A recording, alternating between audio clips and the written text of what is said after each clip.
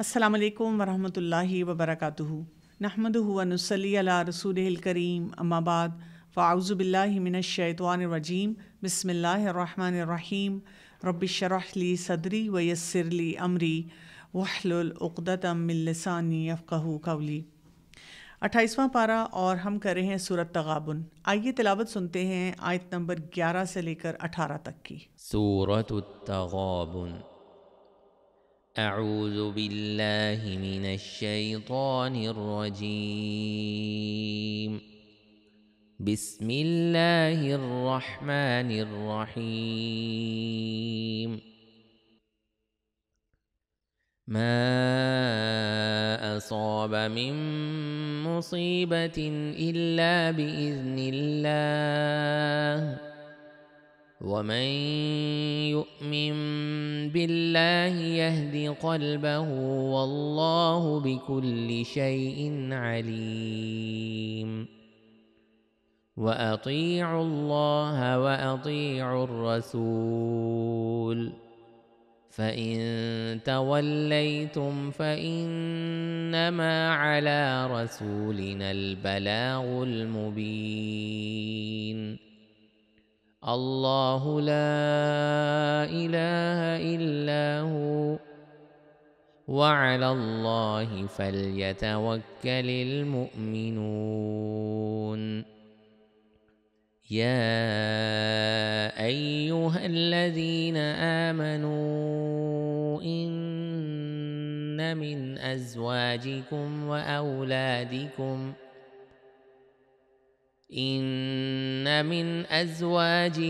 وأولادکم عدوا لکم فاحذروہم، وَإِن تَعْفُوا وَتَصْفَحُوا وَتَغْفِرُوا فَإِنَّ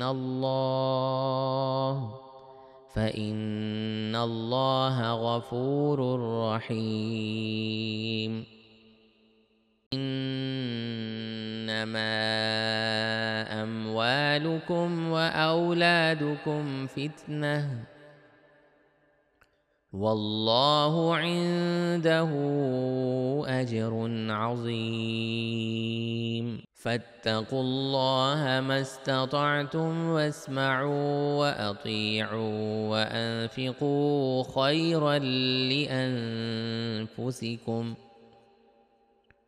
ومن یوق شح نفسه فأولئک هم المفلحون۔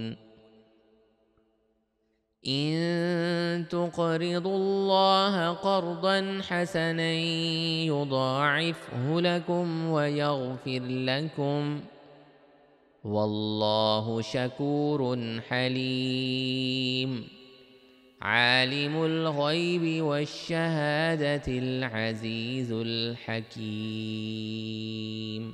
سورۃ تغابن میں ہم نے ایمانیات پہ بات کی، اور ایمانیات کے ساتھ ساتھ ہم نے دیکھا کہ یوم التغابن کیسا ہوگا، اور دنیا میں بھی جو ہار جیت ہو رہی ہوتی ہے اس میں ہمارا ایٹیچیوڈ کیا ہونا چاہیے۔ اب بہت امپورٹنٹ کچھ کانسیپٹس ہیں جو کہ آیت نمبر 11 سے شروع ہو رہے ہیں۔ اللہ سبحانہ تعالیٰ فرماتے ہیں ما اصاب من مصیبہ الا باذن اللہ، نہیں پہنچتی کوئی مصیبت مگر اللہ کے اذن سے، اور جو کوئی ایمان لاتا ہے اللہ پر وہ ہدایت دیتا ہے اس کے دل کو، اور اللہ ہر چیز کو خوب جاننے والا ہے۔ یہاں پر ہمیں ایک بہت امپورٹنٹ کانسیپٹ جو دیا جا رہا ہے وہ کیا ہے کہ یہ جو زندگی ہے نا، یہ بیڈ آف روزز نہیں ہے، گل و گلزار نہیں ہے، خوشیاں اور سٹارز اور ہارٹس کے لیے نہیں ہے۔ یہ دنیا جو ہے یہ امتحان کی جگہ ہے، یہ ورک پلیس ہے، یہاں پہ ہر وقت ہمارا امتحان ہو رہا ہے، کوئی نہ کوئی مصیبت ہماری زندگی میں آ رہی ہے۔ جیسے سورہ البقرہ کی آیت نمبر 155 میں اللہ سبحانہ وتعالیٰ نے فرمایا وَلَنَبْلُوَنَّكُمْ بِشَيْءٍ مِّنَ الْخَوْفِ وَالْجُوعِ وَنَقْصٍ مِّنَ الْأَمْوَالِ وَالْأَنفُسِ وَالثَّمَرَاتِ وَبَشِّرِ الصَّابِرِينَ۔ تو ہمیں بہت کیٹیگوریکلی بتا دیا گیا کہ خوف، بھوک، مال اور جان، ان کی کمی کے ساتھ آزمایا جائے گا، ٹیسٹ ہونا ہی ہونا ہے۔ ہر شخص کی زندگی میں کوئی نہ کوئی ٹیسٹ ہوگا۔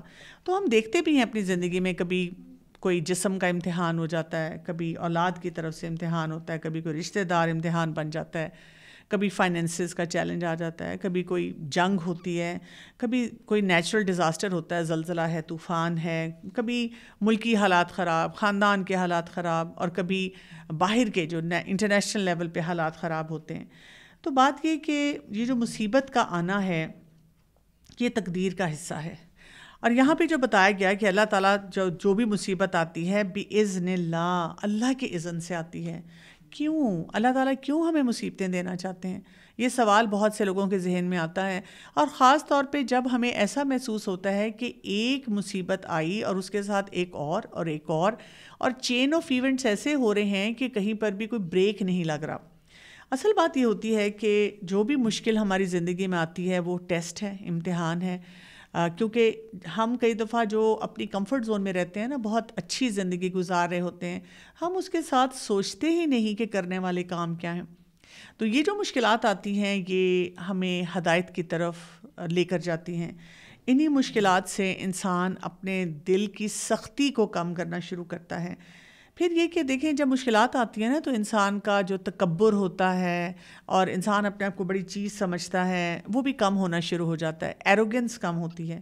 اس کے علاوہ آپ دیکھیں کہ ہم مشکلات میں، مصیبتوں میں اپنے اندر بھی جھانکتے ہیں، اپنی نیتوں کو بھی، ان کا بھی جائزہ لیتے ہیں۔ کچھ لوگ جو ہے غفلت کی زندگی گزار رہے ہوتے ہیں، جب ان کو کوئی جھٹکا لگتا ہے تو اس جھٹکے کی وجہ سے وہ جاگتے ہیں اور سوچتے ہیں کہ مجھے کچھ بہتر کرنا ہے اپنی زندگی کے ساتھ، اور یہ کہ جو سوئی ہوئی نفسیات ہے اس میں بھی ہلچل سی مچنا شروع ہو جاتی ہے۔ جیسے کہ علامہ اقبال نے فرمایا، خدا تجھے کسی طوفان سے آشنا کر دے کہ تیرے بحر کی موجوں میں اضطراب نہیں۔ تو بات یہی ہے کہ یہ جو ہلچل ہوتی ہے یہ انسان کو جگا دیتی ہے۔ آپ دیکھیں جو جانور ہوتا ہے نا اس کو کچھ نہیں معلوم ہوتا وہ اپنی زندگی کیسی گزار رہا ہے، وہ بس اٹھتا ہے، کھاتا ہے، پیتا ہے اور بس پھر سو جاتا ہے، اور وہ اسی طرح سے کوئی مقصد نہیں ہے، کوئی اس نے آگے بڑھ کر کوئی ایسا کام نہیں کرنا جس میں کہ کوئی بہت ہی خوبصورتی ہو یا جو انسانیت ہے اس کو کسی قسم کا فائدہ پہنچے۔ لیکن انسان جو ہے اس نے بہت کچھ زندگی میں کرنا ہوتا ہے۔ اب یہاں پر جب بِإِذْنِ اللہ ہے تو اب ہمیں کیا کرنا ہے؟ جو اگلا فارمولہ ہمیں دیا جا رہا ہے کہ جو کوئی ایمان لاتا ہے اللہ پر وہ ہدایت دیتا ہے اس کے دل کو، کیونکہ یہ جب مصیبتیں اور مشکلات آتی ہیں نا تو ہمارا دل دہل جاتا ہے، ہم پریشان ہو جاتے ہیں، ہم سے بہت سے کام جو ہیں وہ کیے نہیں جا رہے ہوتے، ہم ایموشنلی ڈسٹربڈ ہوتے ہیں۔ ایموشنز ہمارے ڈسٹرب ہوں تو کھانا پینا، تعلقات، سونا، جاگنا، اسی طرح کوئی بھی فیصلہ کرنا ہمارے لیے بہت زیادہ مشکل ہونا شروع ہو جاتا ہے۔ تو یہاں پہ یہ بتایا جا رہا ہے کہ جو اللہ پر ایمان رکھتا ہے اللہ تعالیٰ اس کے دل کو جما دیتا ہے۔ اب یہ کیا بات ہے؟ یہ جو فلسفہ ہے اس کو ہم نے سمجھنا ہے۔ سب سے پہلی بات تو یہ آتی ہے کہ اپنے آپ کو کسی قسم کے بھی ایموشنل اور نیگیٹو منفی قسم کے رد عمل سے ہمیں بچانا ہوتا ہے۔ اسی طرح اللہ تعالیٰ کیسے راستہ دکھاتا ہے جب ہم اپنے آپ کو ریئیکشن سے بچانا شروع کرتے ہیں اور اس وقت ہم یہ سوچتے ہیں کہ یہاں پر اس وقت بیسٹ پریکٹس کیا ہوگی، کرنے کا کام کیا ہوگا۔ ہم کئی دفعہ یہ بھی سوچتے ہیں کہ اگر کوئی اور شخص میرے سامنے اسی مشکل میں آتا ہے تو میں اس کو کیا مشورہ دوں گی، کیا میں اپنے آپ کو بھی وہی سنسیئر ایڈوائس جو ہے وہ دے رہی ہوں۔ ہمیں یہ دیکھنا ہوتا ہے کہ اللہ تو سب کچھ جانتا ہے، سب کچھ دیکھ رہا ہے، جیسے کہ یہاں بتایا گیا نا واللہ بکل شیء علیم، اللہ تعالیٰ کو تو ہر چیز کا علم ہے۔ لیکن کیا میں یہ فیصلہ کر رہی ہوں کہ یہ جو جھٹکا میری زندگی میں آیا ہے اس کی وجہ سے میرے لیے جنت کا راستہ ہموار ہو رہا ہے یا جہنم کا راستہ جو ہے میں اس کی طرف جا رہی ہوں؟ تو بات یہ کہ جو کچھ بھی ہوتا ہے اللہ کی مشیت سے ہوتا ہے، اور اللہ تعالیٰ اس پہ اس انسان پہ جو اپنے دل کو جما لیتا ہے اجر بھی لکھ دیتا ہے، اس کے دل کو راضی بھی کر دیتا ہے، اس کا دل مطمئن بھی ہو جاتا ہے۔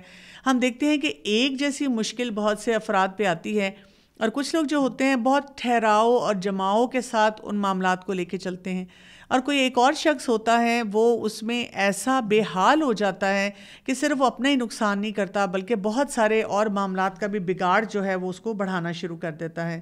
تو کچھ لوگ جیسے چیخو پکار کرنا شروع کر دیتے ہیں، اس کے مقابلے میں کچھ ایسے افراد ہوتے ہیں جو فوراً اللہ سے رجوع کرتے ہیں۔ اور آپ دیکھیں کہ جو لوگ چیخو پکار کرتے ہیں وہ دنیا میں اپنے آپ کو اذیت دینا شروع کر دیتے ہیں، بلکہ جو اذیت ہوتی ہے اس کا بھی درجہ جو ہوتا ہے اس کو بڑھانا شروع کر دیتے ہیں۔ تو اصل بات یہ ہوتی ہے کہ انسان اللہ تعالیٰ سے کسی بھی مشکل میں گلہ شکوہ نہ کرے۔ اور اس کے ساتھ ساتھ اپنے اوپر کسی قسم کے خوف کو، گھبراہٹ کو، پریشانی کو نہ طاری ہونے دے. اور ساتھ ہی اگلا کام کیا کرنے کا ہوتا ہے کہ اپنے دل میں وہ اطمینان لے کر آئے جو ایمانیات کے ساتھ انسان کی زندگی میں آتا ہے. جیسے آپ دیکھیں مہنگائی بہت زیادہ، اور ہم مہنگائی کے بارے میں اکثر بات کر رہے ہوتے ہیں، یا یہ کہ کہیں آنا جانا، کوئی نوکری، کوئی کام. اب آپ دیکھیں اللہ کے لیے کوئی مشکل ہے جب ہم نے اللہ سے دعا کی اللہ تعالیٰ ہمیں خزانے بھی دے دے، اللہ تعالیٰ ہمارے لیے وہ نوکری بھی حاضر کر دے، کوئی رشتے میں رکاوٹ ہے وہ بھی ہو جائے، لیکن کوئی وجہ ہے کہ یہ تمام معاملات رکے ہوئے ہوتے ہیں. اور ایسے موقع پہ اگر ہم اپنی ایمانیات اور عقائد کو مضبوط کریں، یعنی جو کچھ میری قسمت میں لکھا ہوا ہے وہ تو مجھے مل کر رہنا ہے، تو مجھے کیا ضرورت ہے بہت ہیسٹی ڈیسیژن کرنے کی. کتنے ہی ایسے رشتے ہیں جن میں دیکھتی ہوں کہ بہت بگاڑ ہے، اور کیوں؟ بس جلد بازی میں، بس ہو جائے رشتہ جلدی جلدی ہو جائے. 2 بیٹیاں ہیں، 3 بیٹیاں ہیں، اور اب رشتہ کرنے کے بعد جو اتنی مشکلات ہیں، اتنے دھوکے ہیں، کتنے کام جن کو دیکھنا چاہیے تھا، جن کو اوور لک نہیں کرنا چاہیے تھا، بہت بڑے بڑے ریڈ فلیگز تھے، ہم نے اوور لک کر دیا. اب ہم پریشان ہو رہے ہیں اور پچھتا رہے ہیں. تو کوئی بھی مصیبت، کوئی بھی مشکل جب آتی ہے انسان کی، تو اپنے آپ کو ٹھہرانا بہت زیادہ ضروری ہوتا ہے، اور ایک دم سے بیماری کی طرف نہیں جانا چاہیے. سوچنا چاہیے کہ اس کے لیے، اس مشکل کے لیے اللہ تعالیٰ کی طرف سے کون سا فارمولہ ہے جو دیا جا رہا ہے. پھر ہم دیکھتے ہیں کہ آیت نمبر 12 میں کیا فرمایا گیا، وَأَطِيعُوا اللَّهَ وَأَطِيعُوا الرَّسُولَ. اب آپ دیکھیں اس کا جواب ہمیں دے دیا گیا. مصیبت آ رہی ہے، اللہ کے اذن سے آ رہی ہے. اسی طرح جب انسان ایمان لے کر آتا ہے، اور وہ باتیں جو ہم سیکھتے ہیں کہ اللہ ہر چیز پہ قدرت رکھنے والا ہے، اللہ کے لیے کوئی چیز مشکل نہیں ہے، تو انسان اپنے دل کو ٹھہراتا ہے، جماتا ہے، اور اپنے آپ سے سوال پوچھتا ہے کہ یہ دنیا تو ہے ہی امتحان کی جگہ، پھر میں نے کیوں ایزیوم کیا کہ یہاں پہ سب کچھ ٹھیک ہو جائے گا اور میرا کوئی ٹیسٹ نہیں آئے گا. کچھ لوگ ایسا بھی سوچنا شروع کر دیتے ہیں کہ میں شاید اس ٹیسٹ کو پورا ہی نہیں کر سکتی، لیکن وہاں پہ کیا سوچنا چاہیے، اس وقت مجھے اللہ اور رسول کی اطاعت کی طرف جانا ہے. مجھے ان معاملات میں دیکھنا ہے اللہ کا کیا حکم ہے، قرآن میں کیا ہے، کیا کرنا چاہیے مجھے اس وقت. رسول اللہ صلی اللہ علیہ وسلم کی زندگی سے یا احادیث سے مجھے کیا پتہ چلتا ہے. تو اب دیکھیں قرآن اور حدیث کا جب ہم مطالعہ کریں تو پہلی بات ہمیں پتہ چلتی ہے کہ صبر کرنا چاہیے. اور صبر بھی اس طرح سے نہیں آتا کہ آپ کہہ رہے ہیں کہ پتہ نہیں کہاں سے صبر ہو جائے گا. صبر بھی اپنے رب سے مانگنا پڑتا ہے، وہ دعائیں پڑھنی پڑتی ہیں، سجدوں میں جانا پڑتا ہے، گڑ گڑانا پڑتا ہے کہ مجھے صبر نصیب ہو. اسی طرح اللہ تعالیٰ سے بہت دعائیں مانگنی پڑتی ہیں، اور اس یقین کے ساتھ کہ اللہ تعالیٰ دعاؤں کو قبول کرنے والا ہے. پھر ہم دیکھیں کہ صدقہ خیرات اس کو بڑھانے کی ضرورت ہوتی ہے.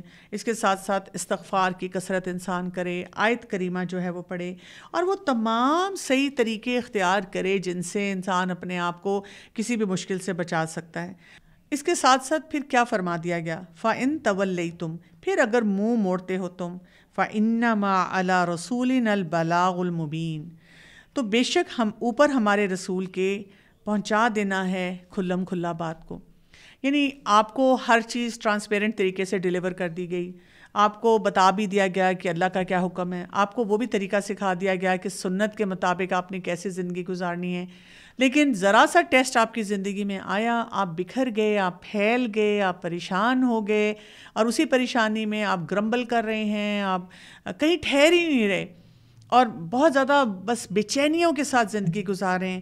تو رسول کا کام تو صرف بات کو پہنچا دینا، اور آپ صلی اللہ علیہ وآلہ وسلم نے کوئی بات بھی ہم سے نہیں چھپائی، بلکہ ہر بات کو ہمیں بتا دیا.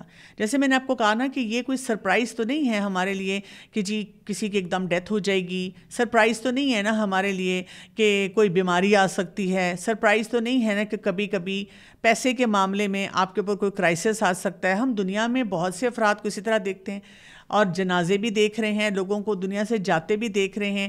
تو کیوں ہم نے ایک دم سے ایسے سوچ لیا کہ میرے ساتھ کوئی بھی معاملہ ایسا نہیں ہو سکتا جو میرے لیے مشکل بن سکتا ہے. تو اس کو یہ کہتے ہیں کہ ہمیں اپنے رب کے راستے میں چلتے ہوئے یہ بس دیکھنا ہے کہ ہو سکتا ہے کہ رزلٹس بھی میرے اختیار میں نہ ہوں. کئی لوگ ایسے بھی ہوتے ہیں نا کہ کسی ایسی مشکل میں ہوتے ہیں، وہ کہتے ہیں کہ I have tried every possible formula, یعنی میں نے اللہ کے حکم کے مطابق تمام معاملات کو ویسے ہی ادا کرنے کی کوشش کی جس سے رب راضی ہو جائے، پھر بھی کیوں میرے ساتھ ایسے ہوا. کئی دفعہ آپ نے لوگوں سے ایسی بھی باتیں سنی ہوں گی کہ وہ کہتے ہیں کہ جی ہم نے تو سب کچھ ٹرائی کر لیا جو ہم سمجھتے تھے کہ کرنا چاہیے، اور اس کے علاوہ تو پھر اب کچھ رہتا ہی نہیں ہے، ہم نے تمام معاملات کو جس طرح دیکھنا چاہیے تھا دیکھ لیا، تو اب ہم کیا کریں؟ تو بات یہ ہوتی ہے کہ تھوڑا سا وقت، تھوڑا سا ٹھہراؤ، تھوڑا سا جماؤ، کیونکہ اللہ تعالیٰ نے جو وقت رکھا ہوا ہے اسی پر وہ تمام معاملات جو ہیں وہ درستگی کی طرف جائیں گے۔ پھر ہمیں ایک اور اگلی بات بتائی جا رہی ہے۔ اب آپ دیکھیں ہمارے پاس پوری پوائنٹرز آ رہے ہیں کہ ہمیں جب کوئی مصیبت آئے گی، مشکل آئے گی زندگی میں تو کرنا کیا ہے، اور وہ ایمانیات کے ساتھ ہی وابستہ ہیں۔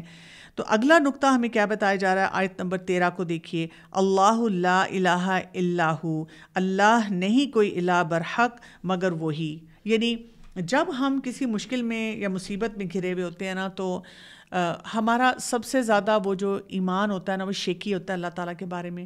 لوگ ایسی ایسی باتیں کرنا شروع کر دیتے ہیں کہ اللہ کہاں ہے، نعوذ باللہ، اللہ سنتا کیوں نہیں ہے، میری دعا کیوں نہیں قبول ہوتی ہے۔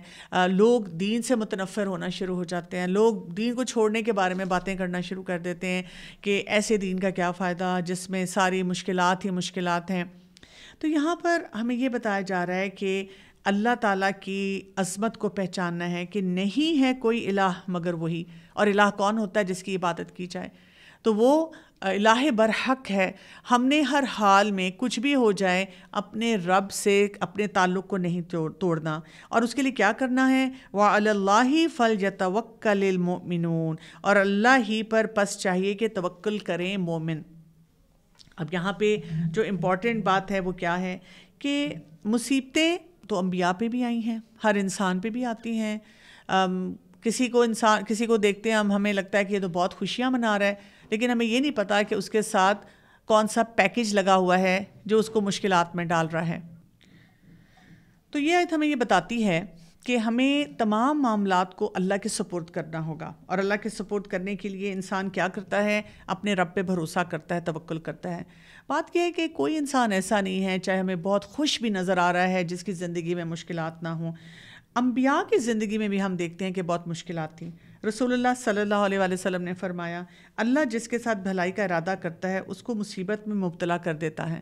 ہمیں یہ بات بہت عجیب سی لگتی ہے، لیکن مقصد کیا ہے کہ اس انسان کے درجات بلند ہوتے ہیں، اس کی زندگی بہتر ہوتی ہے، وہ گناہوں سے دور ہوتا ہے، اور وہ جاگتا ہے، اور وہ کانشیسلی کوئی ایفرٹ کرتا ہے۔ اور ہم میں سے ہر شخص نے دیکھا ہے کہ جب ہماری زندگی میں سب کچھ ٹھیک ہو رہا ہوتا ہے تو ہم ریلیکس ہو جاتے ہیں، اور ہم بالکل بہت ساری باتوں کو فار گرانٹیڈ لینا شروع کر دیتے ہیں، اور جیسے ہی کوئی مشکل آتی ہے تو اس کے بعد کیا ہوتا ہے؟ وہ دعائیں، وہ نماز، اور ایون بہت سارا جو توبہ استغفار کرنا ہے اس کا پروسیس جو ہے وہ بہترین ہونا شروع ہو جاتا ہے۔ رسول اللہ صلی اللہ علیہ وآلہ وسلم نے فرمایا، بے شک آدمی کے لیے اللہ کے ہاں ایک مقام اور مرتبہ ہوتا ہے، لیکن کوئی بھی عمل اس کو اس تک نہیں پہنچا سکتا، تو جس چیز کو وہ ناپسند کرتا ہے اللہ اس کے ذریعے مسلسل اس کو آزماتا ہے، یہاں تک کہ وہ اس کسی خاص مرتبہ پر پہنچ جاتا ہے۔ سبحان اللہ۔ تو آپ دیکھیں کئی دفعہ ایسی مشکلات کے ذریعے انسان جو ہے وہ سٹیٹس حاصل کر لیتا ہے جو ویسے نہیں کر سکتا۔ پھر ہمیں وہ حدیث بھی یاد رکھنی ہے جس میں رسول اللہ صلی اللہ علیہ وسلم نے فرمایا کہ مومن کی زندگی میں تو خیر ہی خیر ہے، اور ہر معاملہ جو اس کا ہے وہ بھلائی پر ہے۔ کیسے کہ جب اس کی زندگی میں کوئی مشکل آتی ہے تو وہ وہاں پر صبر کرتا ہے اور اللہ سے اجر پاتا ہے، جب اس کی زندگی میں آسانی آتی ہے تو اللہ کا شکر ادا کرتا ہے اور اس پر بھی وہ اجر پاتا ہے۔ تو بات یہ کہ جیسے میں نے پہلے کہا کہ یہ کام کرنے کے لیے بھی اللہ سے ہی توفیق مانگنی پڑے گی، اللہ ہی کے ساتھ اپنے کنیکشن کو مضبوط کرنا پڑے گا۔ رسول اللہ صلی اللہ علیہ وسلم نے فرمایا، جو صبر کرے گا اللہ اس کو صبر دے گا، اور اللہ نے کسی کو صبر سے بڑھ کر وسعت والی کوئی نعمت عطا نہیں کی۔ تو یہاں پر اب ہمیں کیا کرنا ہوگا؟ بیسیکلی زندگی میں ناراضگی کے ساتھ بیٹھے رہنا، اللہ سے ناراض ہونا، اپنے آپ سے ناراض ہونا، اپنے گھر والوں سے ہونا، اس سے معاملات جو ہیں وہ ہمارے حل نہیں ہوں گے۔ ہمیں کیا کرنا ہوگا؟ کچھ کام کرنا ہوگا، اپنی نماز کو درست کرنا ہے، سنت کے مطابق زندگی گزارنی ہے، قرآن کے ساتھ اپنے تعلق کو مضبوط کرنا ہے، اور اس صبر کے ساتھ اب توکل کو ایڈ کر لینا ہے۔ اور توکل کیا ہوتا ہے کہ کسی بھی کام میں کسی کے اوپر ہم کوئی اعتماد کریں، کوئی بھروسہ کریں، جس کی وجہ سے ہم اپنی تمام جو بھی ہماری خواہشات ہیں یا کام ہیں یا ٹاسک ہیں ان کا اظہار اس کے سامنے کلی طور پہ کرتے ہیں۔ اب آپ دیکھیں کہ دنیا میں ہم دیکھتے ہیں کہ بہت سے معاملات میں ہم لوگوں پہ بھروسہ کرتے ہیں، لیکن وہ بھروسہ جو ہوتا ہے وہ ہمارے معاملات کو حل نہیں کرتا، ہم پریشانی اور بے چینی میں ہی رہتے ہیں۔ مثلاً ایک عورت ہے، اگر اس کا شوہر نہیں ہے، کوئی کمانے والا نہیں ہے، اب وہ سوچتی ہے کہ اچھا والدین ہیں ان پہ بھروسہ کروں، بہن بھائی ہیں ان پہ بھروسہ کروں، اولاد ہے آگے جا کر ان پہ بھروسہ کروں، لیکن اگر وہ صرف اللہ پہ بھروسہ کرے کہ رزق تو اللہ نے دینا ہے، اور جب وہ اللہ پہ بھروسہ کرے گی تو اللہ تعالیٰ وہ اسباب جو ہیں ان کو بھی پیدا کر دے گا۔ اسی طرح اب ہر معاملے میں ہم دیکھتے ہیں کہ یہ جو ایک بیلنس ہوتا ہے توکل کرنے کا اور بہت سے معاملات کو دیکھنے کا، اس میں ہم کافی الجھے ہوئے رہتے ہیں۔ اور کچھ لوگ یہ پھر کہتے ہیں کہ کیا کریں، یا ہم اسباب کو چھوڑ دیں۔ تو بات یہ ہوتی ہے کہ اسباب جب ہم اللہ پہ بھروسہ کرتے ہیں تو وہ بھی اللہ نے ہی پیدا کرنے ہیں۔ دوسری بات یہ کہ اللہ تعالیٰ نے جو بھی ہمیں جائز اور حلال اسباب دیے ہوتے ہیں کسی بھی کام کو کرنے کے، ان کو تو ہمیں اختیار کرنا ہوتا ہے، ان کو اپنا میکسیمم دینا ہوتا ہے، لیکن اصل بھروسہ ہم نے اپنے رب پہ کرنا ہوتا ہے۔ اس کی مثال میں ایسے دوں گی کہ ایک اسٹوڈنٹ ہے جو کہ کسی ٹاپ یونیورسٹی میں جانا چاہتا ہے، اور اس نے سارا پیپر ورک اچھی طرح کیا، اس کا GPA بہت اچھا آیا، سب اسباب اختیار کر لیے، اس نے اپلائی کیا، اس نے بہت دعائیں بھی مانگی، اور اب کیا ہے کہ اس کا وہ داخلہ نہیں ہوا۔ اب اس کو کیا کرنا چاہیے؟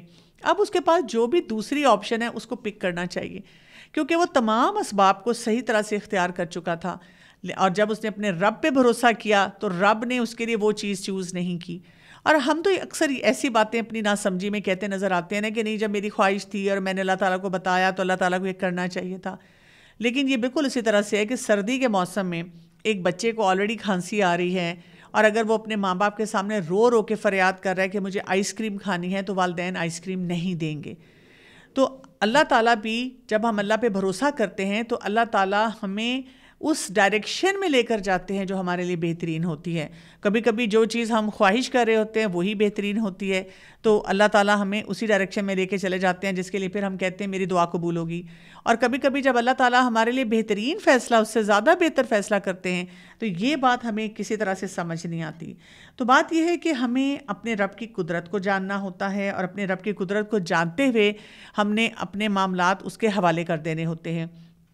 ابراہیم علیہ السلام کی مثال ہمارے سامنے ہے، نمرود کے دربار میں ہے، نمرود بات نہیں مان رہا ہے، نمرود ان کو بہت سی پیشکشیں کر رہا ہے، کارنر کر رہا ہے، اور جب آگ میں کودنے کا وقت آیا تو انہوں نے بالکل اپنے رب پہ بھروسہ کرتے ہوئے کہا کہ میں اس میں کود جاؤں گا، تو اللہ تعالیٰ نے اس آگ کو ان کے لیے ٹھنڈا کر دیا۔ تو آپ دیکھیں کہ جو لوگ توکل کرتے ہیں، شیطان بھی ان سے دور بھاگنا شروع ہو جاتا ہے۔ تو اس کوالٹی کو بھی ہمیں بہت زیادہ پریکٹس کرنے کی ضرورت ہے۔ اس کے بعد اب ہم کچھ اور فتنوں اور ٹرائلز کی بات کریں گے، کیونکہ دیکھیں ایمانیات پہ ہم آئسولیشن میں کام نہیں کرتے۔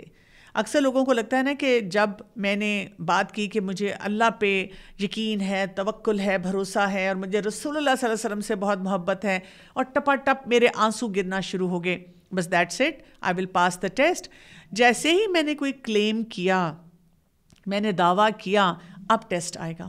اور ایک بہت امپورٹنٹ ٹیسٹ جو ہماری زندگی میں آتا ہے، اب اس کا وہاں پہ ذکر کیا جا رہا ہے، آیت نمبر 14 سورۃ تغابن، یا ایھا الذین آمنو، اے لوگو جو ایمان لائے ہو، بے شک تمہاری بیویوں میں سے اور تمہاری اولاد میں سے دشمن ہیں تمہارے، پس محتاط رہو ان سے، فاحذرہم، اور اگر تم معاف کرو اور تم درگزر کرو اور تم بخش دو تو بے شک اللہ بہت بخشنے والا اور نہایت رحم فرمانے والا ہے۔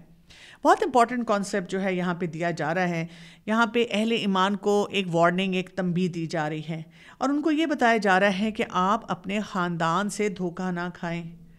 یعنی وہ بچے جن کو آپ صدقہ جاریہ بنانا چاہ رہے ہیں، کبھی کبھی وہ آپ کی بدنامی کا ذریعہ بھی بن سکتے ہیں۔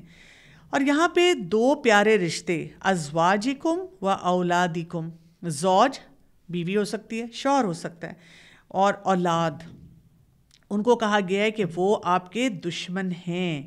یعنی دین کے راستے میں جب آپ اللہ کو راضی کرنا چاہ رہے ہیں، اور آپ بہت سارے معاملات میں جو آپ کے سامنے آتے ہیں ان میں آپ آخرت کے حساب سے فیصلہ کرنا چاہ رہے ہیں، تو یہاں پہ آپ کی مشکلات میں سے مشکل کیا ہوگی؟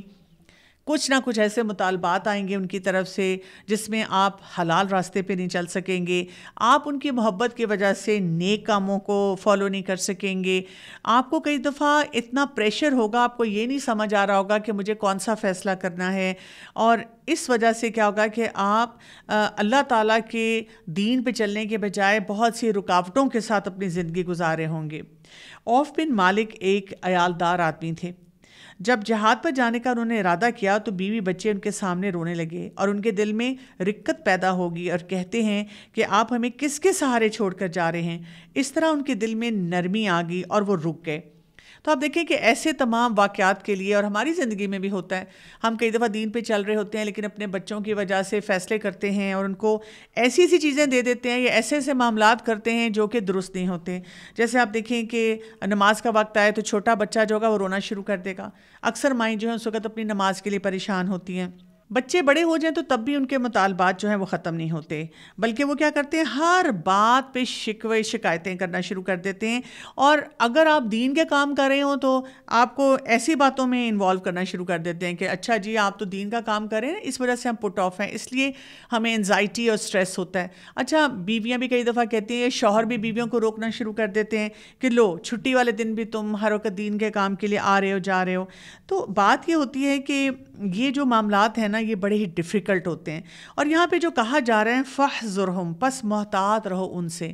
کیوں؟ اس لیے کہ دیکھیں باہر کا کوئی دشمن ہوتا ہے نا تو پھر بھی ہم کمپوز رہتے ہیں اور اپنے آپ کو اس سے دور کر لیتے ہیں، اس سے اعراض برتتے ہیں، لیکن گھر کے اندر آپ کا جو ایسا رشتہ ہے، اسپاؤس ہے، آپ کا بچہ ہے، ان سے ایسی تعلق داری ہوتی ہے کہ جب ہم جھنجھلا جائیں، ہمیں غصہ آ جائے، گالی گلوچ ہو سکتی ہے، بات چیت میں گڑبڑ ہو سکتی ہے، لڑائی جھگڑا ہو سکتا ہے، ایسی باتیں ایک دوسرے کو کہی جا سکتی ہیں جو کہ بہت انسان کا دل توڑتے ہیں۔ تو یہاں پہ بتایا جا رہا ہے کہ ہیں تو وہ دشمن، لیکن آپ نے بہت پھونک پھونک کر قدم رکھنا ہے، ان کے ساتھ کسی قسم کی زیادتی نہیں ہونی چاہیے، کوئی ایسا معاملہ نہیں ہونا چاہیے جس میں کوئی بھی مشکل آ جائے۔ اب دیکھیں کتنا کچھ ہو رہا ہوتا ہے کہ ہم جتنی دفعہ فیصلے کرتے ہیں کہ ہم نے دین کے مطابق کام کرنا ہے، لیکن انہی دو رشتوں میں الجھ کر ہم پھر کبھی ان کے لیے ہم کوئی گیجٹس خرید رہے ہیں، کبھی ہم ان کو ایک لائف سٹائل دینے کی کوشش کر رہے ہیں، کبھی ہم ان کے لیے کہیں آ رہے ہیں جا رہے ہیں، اور دیندار ہونے کی وجہ سے پھر بھی ہم کیا کر رہے ہیں کہ دین کو اس طرح فالو نہیں کر پا رہے ہیں۔ چھوٹا چھوٹا بچہ بھی ہے تو ان کو کوئی تھیمیٹک قسم کے بیگز چاہیے، لنچ باکس چاہیے، پارٹیز چاہیے۔ آپ کہتے ہیں کہ ہم برتھ ڈے نہیں کرنا چاہتے، لیکن بچے ہیں کہ وہ کہتے ہیں کہ ہمیں تو یہ سب کچھ کرنا ہے۔ تو آخرت کی کمائی کے جو آپ نے پلان بنائے ہوتے ہیں، لگتا ہے کہ وہ سب دھرے کے دھرے رہ رہے ہیں، اور اصل کمٹمنٹ جو کہ دین کی ہونی چاہیے، فکر کوشش وہاں کی ہونی چاہیے، وہ بھی لگتا ہے کہ پیچھے رہنا شروع ہو جاتی ہے، کیونکہ یہ جو اپنے تعلق ہے اس میں بہت سے مشکلات آتی ہیں۔ اسی لیے کہا گیا یہاں پہ ان کے ساتھ کیسا معاملہ ہونا چاہیے، تعفو و تصفحو و تغفرو۔ پہلا کام کیا کرنا ہے، ان کو معاف کر دینا ہے۔ تعفو کا مطلب ہوتا ہے اعراض برتنا، ان کو ڈھیل دے دینا، یعنی آپ کو نظر آ رہا ہے کہ ان کے چیلنجز ہیں، آپ کے ساتھ کانفلکٹس ہو رہے ہیں جس کی وجہ سے آپ بھی الجھ رہے ہیں، وہ بھی الجھ رہے ہیں، تو تھوڑا سا پیچھے ہٹ جائیں۔ یہ نہیں کہ ان کو بالکل چھوڑ دیں، لیکن بات بات پہ ان کے ساتھ الجھے نہیں۔ دوسری بات کیا کہی گئی، وَتَصْفَحُوا، ان کو درگزر کریں، یعنی اس طرح درگزر کریں کہ ان کو اس قصور کا بہت زیادہ احساس نہ ہو، کیونکہ آپ نے انہی کے ساتھ رہنا ہے، انہی کے ساتھ معاملات کرنے ہیں۔ وَتَغْفِرْ، اور تم بخش دو، یعنی ان کو معاف بھی کریں، کیونکہ جب ہم معاف نہیں کرتے تو وہ اصلاح کا راستہ نہیں نکلتا۔ اور اس کے ساتھ ساتھ کثرت سے انسان استغفار بھی کرے، کیونکہ دیکھیں جب گھر میں لڑائیاں ہوتی ہیں، مسئلے مسائل ہوتے ہیں، تو کسی ایک انسان کا مسئلہ نہیں صرف ہوتا، اٹس ٹو سائیڈڈ، تالی دو ہاتھوں سے بجتی ہے، ایک ہاتھ پہلے اٹھے گا، ایک ہاتھ زور سے بجے گا، لیکن جب تک دوسرا ہاتھ نہیں اٹھے گا نا تو وہاں پر کوئی بھی ایسے کلیشز نہیں آئیں گے۔ فَإِنَّ اللَّهَ غَفُورٌ رَحِيمٌ، تو بے شک اللہ تعالیٰ بخشنے والا، نہایت رحم فرمانے والا ہے۔ یہاں پر بھی ہمیں یہی سمجھایا جا رہا ہے کہ اصل بات یہ ہے کہ اس موقع پہ بھی جب ہم اتنے پریشان ہوں اور ہم سے دین نہ سنبھالا جا رہا ہو، اور ہمیں لگے کہ ہمارے تو اپنے گھر والے ہی ہمارے لیے مشکلات کا پیکیج لے کر آ رہے ہیں، ہم اپنے رب کے ساتھ کنیکٹ ہوں۔ یہاں پہ ایک اور بات بھی میں کہنا چاہوں گی، کیونکہ ہمارا نا ایک اور رویہ بھی ہے۔ ہم کسی بھی فرض کریں ایک گھر کا کوئی فرد ہے، بڑے ہیں، والد ہیں، والدہ ہیں، ہم ان کو دیندار دیکھتے ہیں، پھر ہماری ان کے بچوں پہ نظر پڑتی ہے اور ہم بچوں کو دیکھتے ہیں کہ وہ دین کے مطابق اتنا نہیں چل رہے، تو ہم کیا کرتے ہیں، فوراً ماں باپ کو بلیم کرنا شروع کر دیتے ہیں۔ دیکھیں پرفیکٹ پیرنٹ تو کوئی بھی نہیں ہوتا، ہر پیرنٹ جو ہوتا ہے وہ کوشش کر رہا ہوتا ہے کہ اپنے بچوں کو دین سکھائے، اور آج کل جتنے پریشرز ہیں ان کی وجہ سے اگر بچے کسی نہ کسی فتنے میں ملوث ہیں تو بجائے اس کے کہ ہم والدین کے لیے سپورٹ ہوں، ہم ان بچوں کے لیے دعا کریں، ہم کرٹیسائز کرتے ہیں، یا دین کو کرٹیسائز کرتے ہیں یا ان لوگوں کو کرٹیسائز کرتے ہیں۔ ہمیں کیا پتہ، میں ہمیشہ ایسے سوچتی ہوں، ایک ایسا پیرنٹ جو خود نمازی ہے، دین سمجھتا ہے، اپنے بچوں کو صدقہ جاریہ بنانا چاہتا ہے، خود بھی جنت میں جانا چاہتا ہے، ان کی آخرت کی بھلائی کا بھی سوچتا ہے، کیسے ہو سکتا ہے کہ ان کے بچے غلط رویوں پہ چل رہے ہوں اور وہ ان کی اصلاح نہ کرتے ہوں، ان کو کہتے نہ ہوں، ان کے لیے کوشش نہ کرتے ہوں، ان کے لیے دعا نہ کرتے ہوں؟ تو ان تمام معاملات میں بھی ہمیں اس قسم کی باتوں سے گریز کرنا چاہیے جو کہ ہم ان کے جو چیلنجز ہیں نا ان کو ایمپلیفائی کرنا شروع کر دیتے ہیں، بڑھا دیتے ہیں۔ پھر آپ دیکھیں کہ بات یہاں پہ ختم نہیں ہوتی، آیت نمبر 15 میں آ رہا ہے، انما اموالکم و اولادکم فتنہ، بے شک مال تمہارے اور اولاد تمہاری آزمائش ہیں۔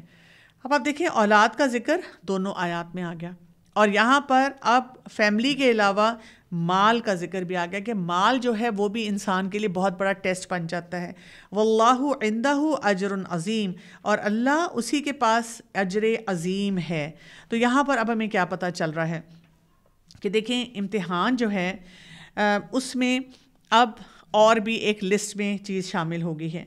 طبرانی میں ابو مالک الاشری کی روایت ہے کہ میرا اصل دشمن وہ نہیں کہ جسے تو قتل کر دے تو وہ تیرے لیے کامیابی ہے اور وہ تجھے قتل کر دے تو تیرے لیے جنت ہے، بلکہ تیرا اصل دشمن تو وہ ہو سکتا ہے، وہ تیرا بچہ ہے جو تیری ہی صلب سے پیدا ہوا ہے، پھر تیرا سب سے بڑا دشمن وہ تیرا مال ہے جس کا تو مالک ہے۔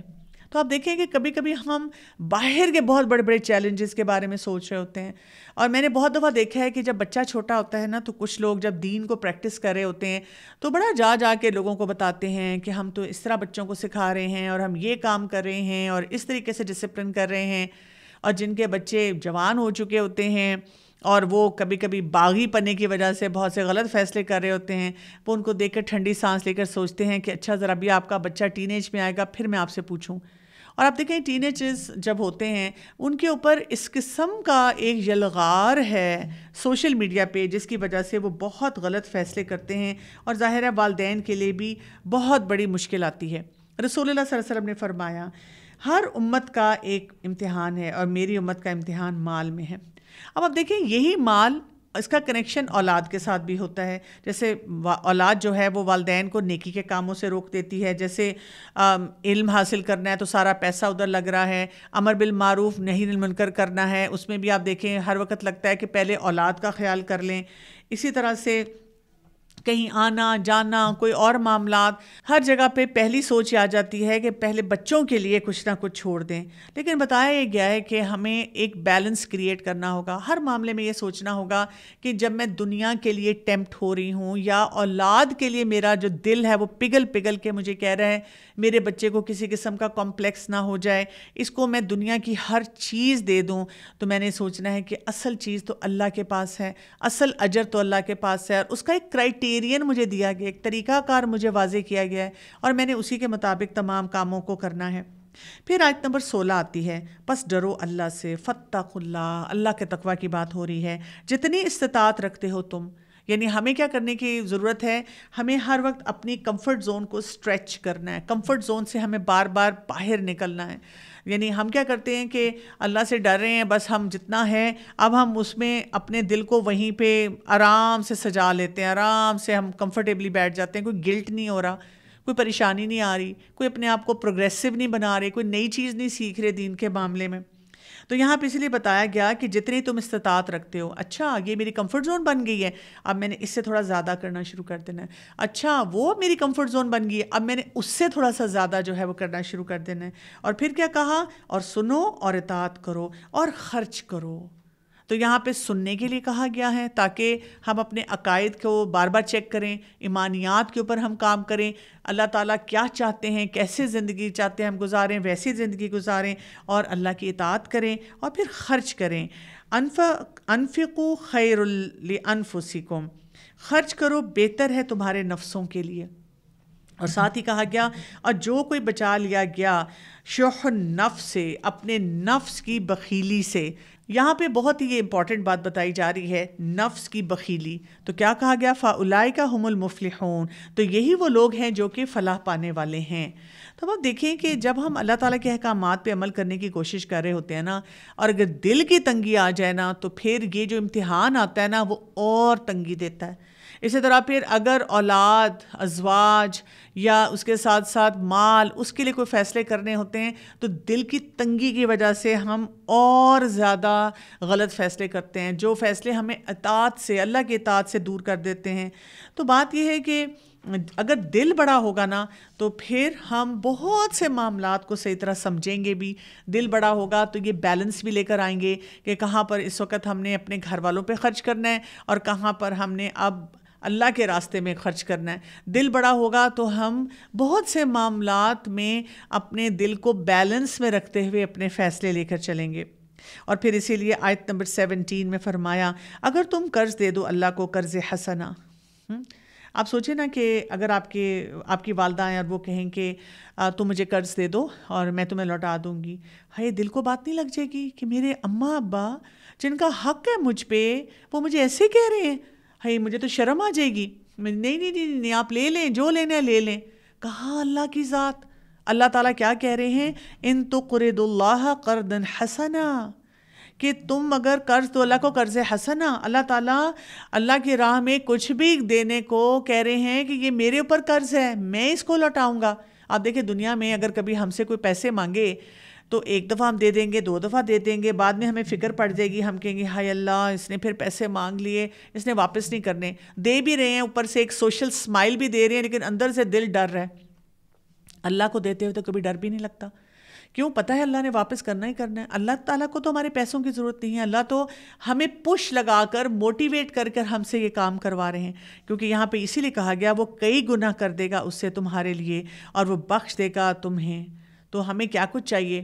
ہمیں بہت ملٹی پلائڈ افیکٹ چاہیے نا. ہمیں بہت زیادہ، ہم چاہتے ہیں روز روز ہم ترقی کریں، تجوریاں ہماری بھریں. تو اب یہ تجوریاں ہمیں آخرت کے لیے بھرنی ہیں، اور اس کے لیے کیا کرنا ہوگا؟ اپنے آپ کو ان تمام امتحانوں میں خرچ کرنے والا بنانا ہوگا، اللہ کے راستے میں خرچ کرنا ہوگا جہاں جہاں ہم سمجھتے ہیں. دیکھیں بات یہ ہوتی ہے کہ جب انسان میں شح نفس ہوتا ہے نا تو انسان بڑا سیلف سینٹرڈ ہو جاتا ہے، صرف اپنی ذات کے بارے میں سوچتا ہے. اس کو اپنی مشکلات نظر آتی ہیں، اپنا کھانا پینا نظر آتا ہے، اپنے مسئلے نظر آتے ہیں، اس کو اور کچھ نہیں نظر آتا. اگر کوئی اس کو آگے بڑھ کر کہے کہ دنیا میں اتنی مثلاً مصیبتیں ہیں، فلاں شخص کی سفرنگ ہے، ہمیں اس کا خیال رکھنا چاہیے، وہ کہتا ہے بھئی میں تو اپنا ہی گھر مشکل سے پورا کرتا ہوں. لیکن جس کا دل بڑا ہوتا ہے نا تو وہ اپنی ذات سے زیادہ باہر نکل کر بھی دیکھتا ہے اور اپنی جو مشکلات ہیں اس کے لیے بھی بہت اچھی طرح سے فیصلے کرنا شروع کرتا ہے. واللہ شکور حلیم. یہاں پہ اللہ سبحانہ تعالیٰ کے بہت ہی شاندار نام آ رہے ہیں کہ اللہ تعالیٰ کیا ہے؟ شکور ہے. یعنی کیا ہے؟ قدردان ہے.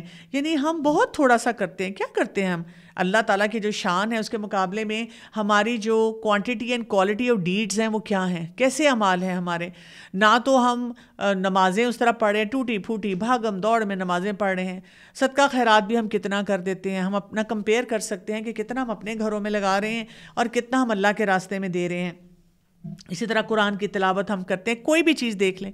یعنی اللہ تعالیٰ نے جو سٹینڈرڈ دیا ہوا ہے احسن عمل کا، ہم اس کو میچ نہیں کرتے. لیکن اللہ تعالیٰ کیا ہے؟ شکور. وہ تھوڑے سے کام کی بھی بہت قدردانی کرتا ہے. جیسا ہمارے گھر میں ایک بچہ ہوتا ہے نا، وہ کھیل رہا ہے اور کوئی کلرز کرتا ہے، کلر اس کے سارے لائن سے باہر نکلے ہوئے ہیں، لیکن ہم اس کے لیے کتنی تالیاں بجاتے ہیں، کتنا خوشی مناتے ہیں، کہ ماشاء اللہ کہتے ہیں، گلے اسے لگاتے ہیں، تحفے اس کو دیتے ہیں. تو اللہ تعالیٰ بہت قدردان ہے، صرف ہمیں یہ پتہ ہونا چاہیے. دوسری بات حلیم. اللہ تعالیٰ بہت بردبار ہے. یعنی یہ اللہ تعالیٰ کی ایک مستقل صفت ہے، کنسسٹنٹ صفت ہے. اور اس میں کیا ہے کہ اللہ تعالیٰ کے اندر جذبات کے اتار چڑھاؤ نہیں آتے. حلیم یہ بات ہوتی ہے کہ یہ نہیں ہے کہ اگر ہم تھوڑی دیر کے لیے بے صبرے ہو گئے تو اللہ تعالیٰ ہمیں اور سزا دے دے گا. اللہ تعالیٰ ہمیں وقت دے گا کہ ہم پھر سنبھل جائیں, ہم اپنے آپ کو بہتر بنا لیں. بہت سے لوگوں کو یہ ہر وقت فکر ہوتی ہے نا کہ پہلے میں نے یہ گناہ کیا, میں نے یہ سوچا, میں نے اس طرح کیا, میں نے دین کی ناقدری کی, میں نے والدین کا خیال نہیں رکھا, جو بھی امتحان تھے میں نے اس میں وہ بیہیویئر نہیں دیے جو مجھے دینے چاہیے تھے. اور وہ بار بار پریشان ہوتے ہیں کہ توبہ استغفار بھی کیا, پتہ نہیں اللہ نے معاف کیا ہوگا کہ نہیں کیا ہوگا. تو اللہ تعالیٰ کی ایسی صفات پڑھا کریں, اس سے پتہ چلتا ہے اللہ تعالیٰ بہت چانسز دیتے ہیں, بہت بردبار ہے, بہت تحمل سے ہمارے معاملات کو دیکھتا ہے اور تحمل کے ساتھ ہمارے معاملات کا فیصلہ کرتا ہے. عالم الغیب والشہادہ, وہ جاننے والا ہے غیب کا اور حاضر کا, یعنی جو کچھ بھی ہم کر رہے ہیں اللہ تعالیٰ کے سامنے سب چیزیں ٹرانسپیرنٹ ہیں.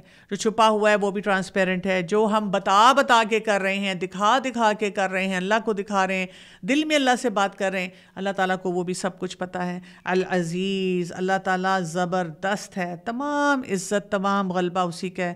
الحکیم, اللہ تعالیٰ کے تمام معاملات میں بہت حکمت ہے. تو اب دیکھیں کتنے خوبصورت ناموں پہ اس سورت کا اختتام ہو رہا ہے, اس تکمیل ہو رہی ہے. اب آپ دیکھیں کتنے خوبصورت ناموں پہ اس سورت کو ہم نے پڑھا, سمجھا اور کمپلیٹ کیا. اور یہاں پر ہمیں بار بار یہ جو نام ہیں ان کو اپنی زندگی سے ریلیٹ کرنا ہے اور جاننا ہے. تو سورت تغابن ہمیں یہی بتا رہی ہے نا, یہ جو ہار جیت کے معاملات ہیں اس میں ٹھہراؤ لائیں اپنی پرسنالٹی میں, ایموشنلی انٹیلیجنٹ ہوں, تاکہ ایک دم سے کسی بات پہ ریئیکشنری طریقے سے ڈیل نہ کریں اور بعد میں پچھتائیں. فوراً سوچا کریں, پاز کا بٹن دبا دیا کریں اور اپنے آپ کو بتایا کریں مجھے اپنے رب کو راضی کرنا ہے, اور اپنے رب کو راضی کرنے کے لیے مجھے اس طرح کے معاملے کو کیسے دیکھنا ہوگا. اور پھر آپ دیکھیں وہی دل بڑا کیا, شح نفس سے اپنے آپ کو بچایا, اللہ پہ توکل کیا, تو معاملات گزر جاتے ہیں لیکن آخرت سنور جاتی ہے. اجازت چاہتی ہوں. السلام علیکم ورحمۃ اللہ وبرکاتہ.